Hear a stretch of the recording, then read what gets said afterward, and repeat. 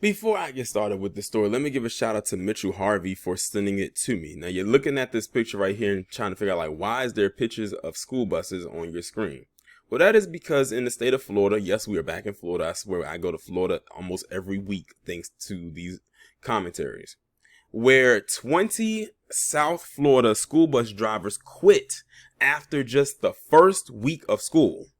Just the first week, not a month after. Not a couple of weeks, but the first week. Now, I have a couple of theories. One is the pay. The other is the blatantly obvious one, and that's move it. But let me see if my theories are correct as we go through this article that is coming from WSB-TV Atlanta. At least 20 bus drivers in one South Florida school district have quit since school started less than a week ago. The Lee County School District was able to quickly fill some of the positions but are still in need of 100 drivers, which is causing delays for students or in some cases, absences. Being short drivers is really nothing new. Unfortunately, Roger Lloyd, Director of Transportation for the school district, told the News Press, "We've never been down like this, and that's why we're doing the best we can to recruit. The district is covering applicants' upfront costs, waiving certain education requirements, and offering referral bonuses. However, they are still facing challenges. Some of the factors for our bus drivers, for them personally, we're concerned about students not wearing masks. There's a lot of stress on them picking up extra routes and filling in extra time to make sure that we are picking up everybody." So one of my theories was correct about Move It and the mask. The other one was that because they don't have enough bus drivers, they gotta go not only on their route, but they gotta go on someone else's route to pick up more kids. Because like they said, if they don't pick them up, then kids will most likely be tardy, or they will be absent and won't be able to come to school because they don't live walking distance from their school, and maybe their parents cannot drop them off because of a work schedule or whatever the case may be. I almost read the same part. Robert Spicker, a spokesman for the school district, told WPTV, "And unfortunately, they often take the brunt of a parent's frustration when the doors open, and that just drives them away. The lack of drivers for routes is causing delays. Parents are concerned about their children making it to school and coming home.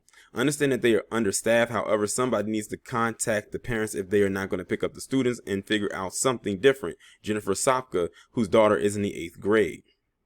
School district officials said that as long as students are on the bus, they will make it home, although it might be later than expected. Parents can also use an app to track their child's bus. That's crazy. Imagine you were a kid and your school lets out at say 2. I remember when I was in school, and it's amazing I still remember this. I remember when I was in school, when I was in elementary school. School started at 8 a.m. and was done by 3. Like, that's basically how our school schedule was. Now, the fortunate thing for me, my school was literally right across the street from where I lived. Literally. I remember one time when I was in school and I had left my homework assignment at home, the teacher knew where I lived. They knew I lived right across the street. They said, "Okay, you have 10 minutes, and I'm putting the timer on to go from here to your home, get your assignment, and come right back. If not, I'm on the phone and I'm calling your parents."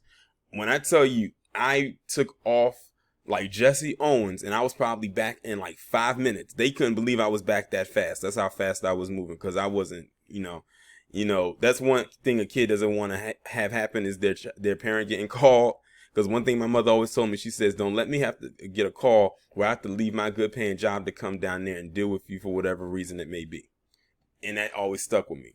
That's just a throwback story. But yeah, my school started at 8 a.m. and ended at 2:55 p.m. By 3 p.m. I was home. So yeah, I didn't have that issue. Even when I went to middle school, I didn't even have that issue, because while my middle school was a little bit further away, it was still within walking distance. I just had to leave my home at a certain time to make sure that I got there on time. It's not like when I was in elementary school, and I could walk right across the street. My middle school was probably walking distance, like 15 minutes. So I would have to leave a little bit early just to make sure I was there on time. Sometimes I would be one of the first people there because of that.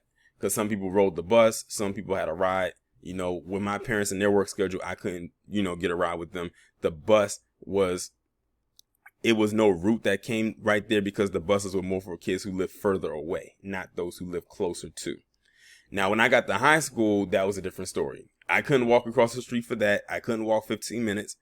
I had to take the bus because the school I went to in high school was about 30, was it maybe 20 to almost 30 minutes away from where I lived. So, yeah. But, thankfully we didn't have those issues back then in the early 2000s when I was in high school. But, yeah. So I can see this is definitely going to be an inconvenience, not only for the drivers, because they have to pick up extra kids and drop extra kids off outside of their route.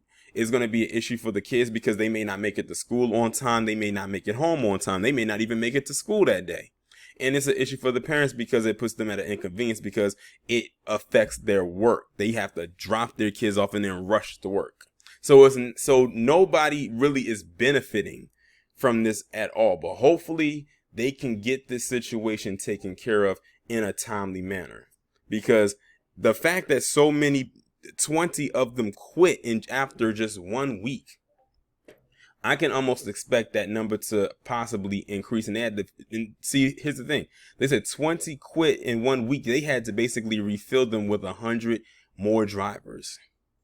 Think about it. They didn't replace them with 20 additional drivers to replace everyone that quit. They had to replace them with 100 just in case something fell off, that they still have a cushion to fall on. So I don't know what they're going to do with that situation. Florida's school board is going to have to figure something out. Because that's not a good look. Y'all let me know what y'all think about this down in the comments.